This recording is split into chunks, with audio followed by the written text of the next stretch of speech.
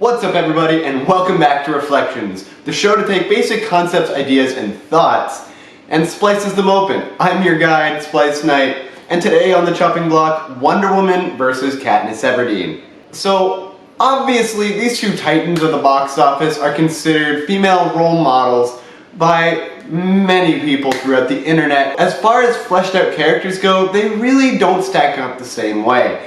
Now, as far as what I mean by this is basically on a specific scale of character agency, there's a massive difference between Wonder Woman and Katniss Everdeen. So before we get really into this though, I'm gonna first kind of define agency so you understand where I'm coming from. Agency refers to this idea that a character can make decisions on their own, they're not guided, or I guess must follow precepts or ideas of this outside force that is essentially guiding everything they do, not giving them any actual real options, or the plot itself is essentially what makes the character move, and that is kind of what we're going to be going into. Rather than following their instincts and intuition to make choices that make the film itself or book or whatever actually change direction or shift, or they are actually in control of the overall narrative.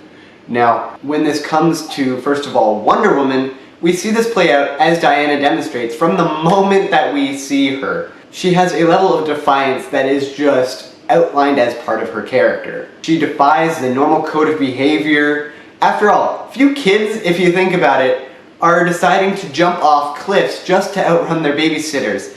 Though, if my child is any indication, we definitely have thought about it. Though we don't see it, she's clearly already made a conscious decision to defy those around her who tell her what to do. And this is kind of a defining moment. Literally within the first few minutes of the film, we get her defined as someone who does not take well to being told what to do, to have her authority undermined and completely underscored in saying that you mean nothing. She completely derides this idea and demonstrates her own personal agency by essentially rebelling against this idea at every possible turn. So in the case of Katniss, we're introduced to her by a demonstration of her prowess with a bow. Keep note of this because it ends up being important later. How important, you ask? I mean, it's kind of central to the plot. Moving on, we realize that she's suffering from a form of PTSD, which is actually brought on by an event that never actually happened to her, but happened to her father, in that he was blown up and killed in a mining accident, which left her with severe emotional scars, which is, I'm assuming, what's leading to her more emotionally detached and despondent attitude. So far we've actually gotten a very interesting sort of build-up of her character as a distant, self-sufficient individual. So far, real excited to see what Katniss can bring to the table. Now, going back to Wonder Woman, we have her being disciplined for her defiant behavior, which leads to her being banned from being allowed to train as a warrior, which of course she almost immediately says, no, fuck that. She decides to become not admiring from afar, but becoming a warrior princess. She trains with literally the most skilled Amazon that she could find on the entire island. The legend, the epitome of skill and professional capacity on the island in general overall. Back with Katniss, we finally see her real first kind of demonstration of agency as she volunteers herself as tribute. I volunteer as tribute! In order to spare her sister's life, who would have previously had to have just been culled, as they have the term, into this death game. Really the main central kind of element of agency in the film. This is her real choice, her main choice that she has to kind of make. Now, shifting back to Wonder Woman, she's become the greatest among her people by this point, where she finds some dude in her sea, and he's gone down. Now, being the badass lady that she is, she decides, let's maybe do something to better his life, save his life, go to help him, and then she interrogates him. As one does. A little bit later in the film, she decides that the central conflict of the storyline needs to start, which leads to her both getting her badass gear that she is known for as Wonder Woman, the Godslayer sword, and the shield, which has some fancy name to it, but it's never actually mentioned in the film for some reason. Anyway, as well as dragging off the male secondary protagonist to escape the island. When her mother meets her when she tries to do this, and tries to convince her to stay, to not embrace her destiny.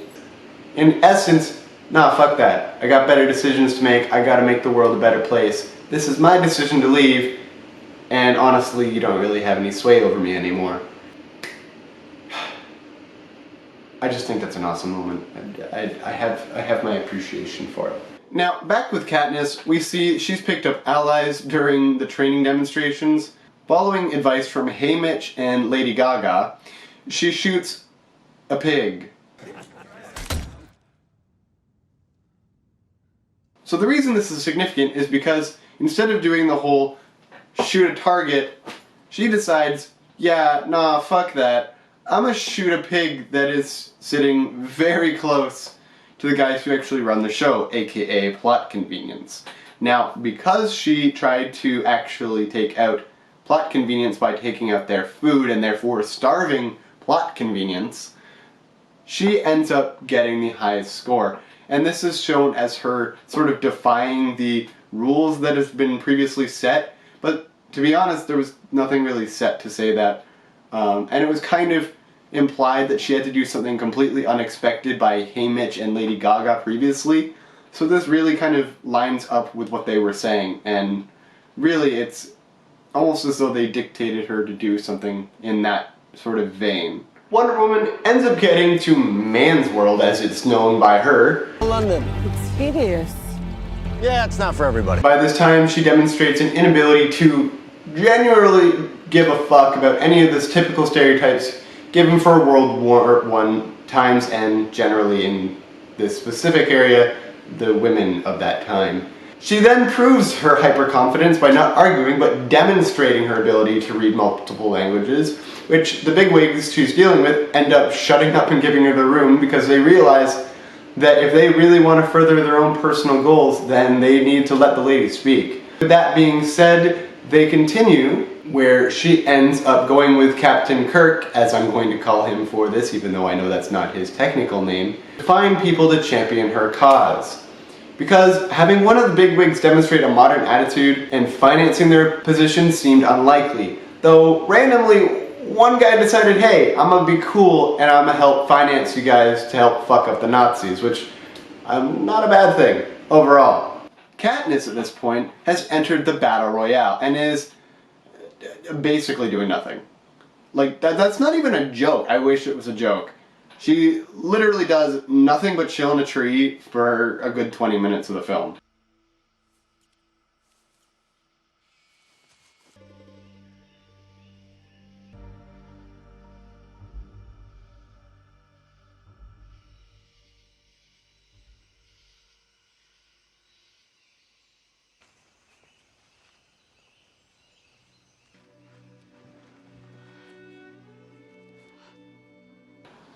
Now, as Matt Pat of Game Theory pointed out, this is actually really smart for survival. But it's usually the point in which a book or movie kind of just skips that part. They try to focus on the plot or character development, generally within a good film. The plot convenience, aka the guys running the show, decide that survival tactics, aka the only thing she seems to be shown to be really good at, the bow, don't mean shit. They proceed to destroy what precious little is left of her agency by having Katniss forced into a very cringe-worthy romance. That's nice. With the only character with any sort of morals in the entire show, movie or book series, whichever you kind of want. And that's kind of sad, because Peter Bread here is the punching bag of the fandom. Back to Wonder Woman though, we see her demonstrating her agency left and right, where people around her are making rash emotional decisions based on their experience and the perception of the war from their own personal angle. She demonstrated that just because something is bleak doesn't make it unwinnable. Kinda like what might have been an attempted concept with Katniss, I guess. Anyway, Wonder Woman proceeds to make the decision to forge the way ahead where her fellow troop members feared to go, into no man's land. literally changing the direction of the film from an indirect confrontation of a literal enemy and a different ideology to a direct confrontation of the enemy machine gunners, where she proceeds to decimate the opposition. And she just demonstrates that sometimes you gotta be straight ahead and not give a fuck. From this point on, she kind of seems to understand that going off the judgment of other people considerably doesn't seem to be the right decision to make. She does seem to make a lot of decisions very capably on her own, and as such it sets up this dynamic of her being able to choose the best possible path forward, which is further demonstrated where she generally tends to get better results throughout the film by taking her own initiative and actions. Okay, except for like the gala where she was going to publicly assassinate a political figurehead, that would have been a logistical nightmare during that time. That being said though, she generally made some pretty level-headed, intelligent, and forward-thinking decisions that demonstrate a powerful control of her personal agency. In even the moment where her enemy tempted her to throw away morals and values, she demonstrates her own agency by deciding that even though she was presented with an A or B decision by the enemy, she's rather than that going to take the C option, neither of those two, where where humanity is truly evil or truly good. They're neither. There's the capacity to be good or evil, but it depends on the person and the opportunity that they're granted and the situation that they're in. Now, this is demonstrated personally by Wonder Woman in that she could have slaughtered the person who was essentially the cause for the deadly gas that had been the thematic threat throughout the entirety of the film, but rather than do that, she decides to show mercy and then continues to, as a total badass, decimate the enemy. That being Ares, the actual Ares this time. With all that said, let's talk about the last moment in the Hunger Games, and the moment that I think honestly pissed me off the most was when Katniss goes to take the berries to end her own life, as well as Peeta's.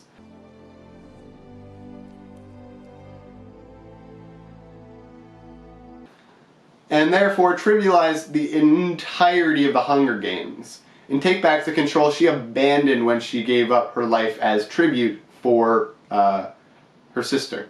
It would have been a metaphorical middle finger to the establishment, and it would have symbolically meant a better emblem for the resistance. She would have literally been a martyr, as opposed to an intellectual martyr where her character just gets lobotomized completely in the next two books. She would have basically inspired a literal legacy of change, because her death might have inspired her sister thematically to then take up this mantle that her sister had given up her life to point out to the Capitol that they will not be broken down, they will not be told what to do, they will not be trodden down any further, and use that as her motivation to topple this entire government and give it a more meaningful sense of purpose. But that didn't happen. Actually, the Capitol ends up negotiating some small, tiny, minuscule, super dumb demands, which, okay, fine, it's her life and the pita bread guy, but, I mean, in the grand scale of things, considering you have this opportunity, you finally have the Capitol by the balls, and you just sort of go, yeah, if we could just, like, maybe survive, that would be great, you know, I don't need any fries with this, I don't need a whole burger, I don't need anything with that. I felt like the happiest person in the world. I mean, I just want to get out of here alive. It feels like a really wasted opportunity. Even, like, she just ends up giving in after getting her life, which I feel like really they could have done more with that, especially the way that they tried to portray the Capitol essentially being in her hand, but they didn't, so they had, yeah. When she doesn't take the berries and is brought back into the Capitol civilization, she's essentially reconditioned by whoever's in the scene, whether it's Lady Gaga, Haymitch, fucking PETA, or President Snow. Generally, she just sort of submits to whatever anyone wants.